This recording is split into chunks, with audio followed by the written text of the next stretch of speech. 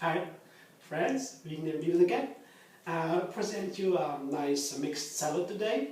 I did it the other day, but that was a bit different. You know, I still have this wonderful herbal dressing. I told you one of my favorite. I will send you the recipe out soon, I promised already. Guys on Facebook are asking for it, okay, I have to. My pleasure.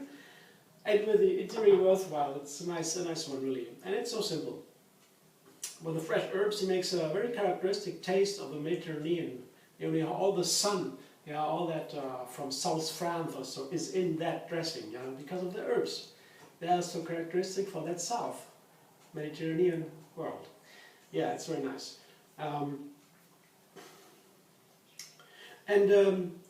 Yeah, you know, I told you that I feel that you can, of course, you can put anything in a mixed salad, whatever you have at hand in the fridge. Yeah, you can do anything. But still, I feel there's some things that are fitting, which is others are not so good.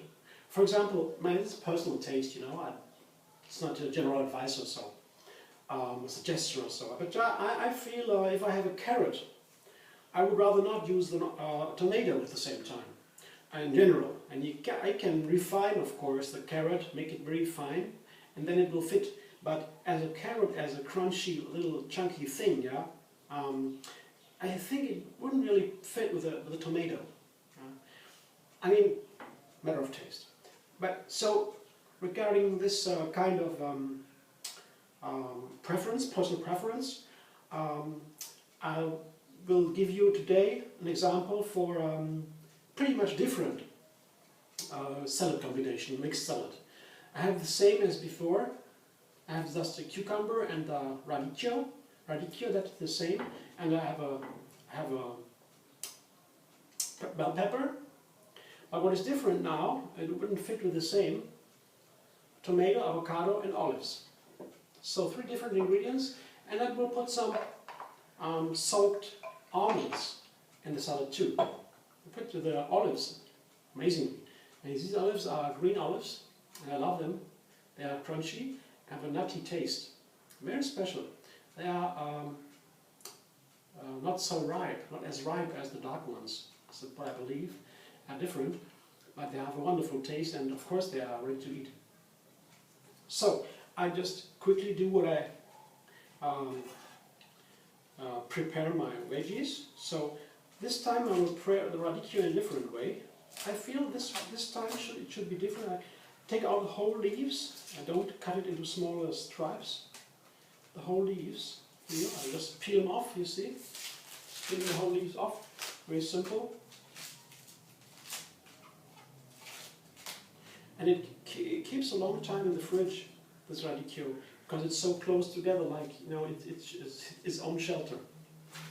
And it's still wonderful, and the strong leaves, the strong taste. We can use a pretty strong, heavy dressing on it.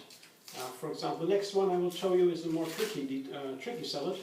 If you have a nice dressing for a very fine salad like lettuce or so, you cannot use this kind of dressing. You have to do it in a different way to make it really yummy for everybody, and it's delicious looking. So just cut this in these kind of mouth-like chunks, parts, see? I think it's nice for the radicchio. Then I put it in my bowl. Next, my bell peppers. Oop.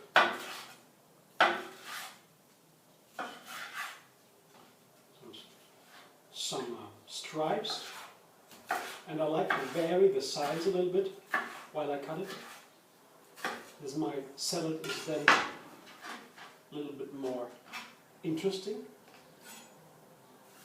These, for example, the second part of my bell pepper, I cut in pretty thin stripes, whereas the other one has been cut in larger stripes. And then it's done too. Now the tomato. I just quarter it. And then I half the quarters. So So this is the nice size for a tomato, for my taste. Goes into olives, the green olives. Sprinkle some almonds, there's just a few. Now, here I have the spring onion again. I want to get rid of this one because it's already round.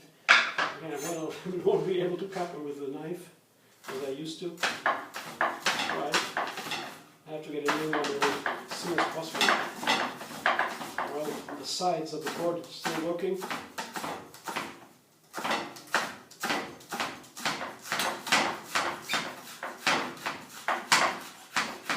Not very well. Now I have to get rid of it.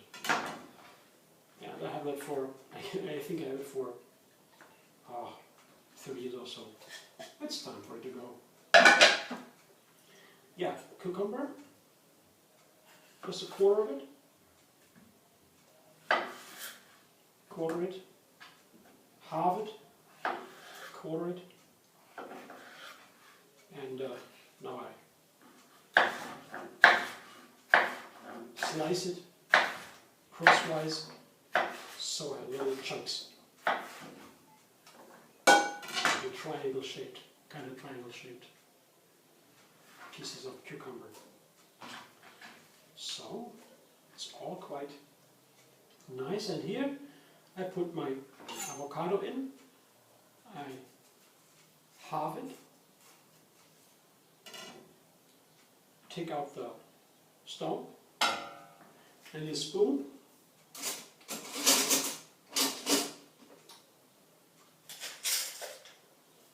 Small or large, it doesn't matter. I spoon it out. First I walk around the sides to check where it is soft and easily resolving, and then I have it out. Here. This is a pretty soft and ripe one. Of course, it's always good if the fruit has ripened, because then the nutrients will be mostly available for your body, and it is designed to get like that, to become like that. Most of the time, it is good to have a ripe one. This for most fruit. And this is a ripe one, so I just cut it in another half, or quarter it lengthwise, and then cut it, give it 2 cuts crosswise. So we have medium-sized avocado pieces. So you put them in the salad. If I put them in the salad, they will keep their shape. If they are too small, they will just dissolve into the salad. And that's not always wanted. I want some texture. I like to identify my avocados. Here's the dressing. I refine it with some lemon, some water, and some salt. Because the tricky thing is, if you have a dressing or a smoothie, it's the same question, the same point. If how much water you put into the smoothie or dressing, that decides, or the soup also, is decisive for the runniness, for the texture of the soup. And it is, for a soup, it is very crucial, the texture. Sometimes I would never eat a soup with that thickness or so, or when it's too runny, it is not a soup anymore. The texture is critical. And for the dressing, it is the same. It is not only the textures of taste, because if you use too much water, then the taste is thinning out, and you have to spice it again. And some spices, you cannot really adjust if there's too much runniness. Sometimes you have got to hit the point, the perfect taste, the perfect flavor of the combination of all the ingredients you have, with a certain amount of water in it. And then you put some more water in it, and you will never find that perfect point again. So it is crucial and critical to adjust the amount of water. For the herbal dressings I make, the staple dressing, I used to put less water in than is needed, and I over-season it. So it is a very strong taste of that dressing I have in my fridge. I take it out, I refine it a little bit. I put some water in with the lemon together. I squeeze the lemon, put the water in, and the salt, and then I put that into the dressing. And then it is more runny, and it comes to its real taste, to its right taste. Because if you, especially real herbal dressings, they unfold their flavor during the storing process. You put it in the fridge, and it transforms. They unfold their character, all their flavors. So it is nice to store these herbal dressings. Afterwards, so you have to refine them. So that's why I make them a little bit thicker before as I use them. This one is already refined. I shaped it, you see it's a nice consistency. And I do it with right in front of you so that you can better see how I do it. My salad, here my dressing. See, it's nice and runny and very tasty. Oops, it was a little bit much, doesn't matter. I don't know what to get my salad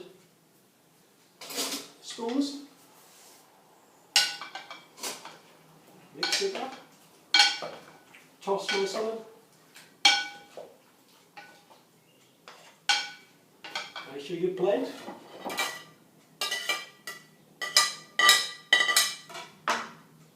Plate.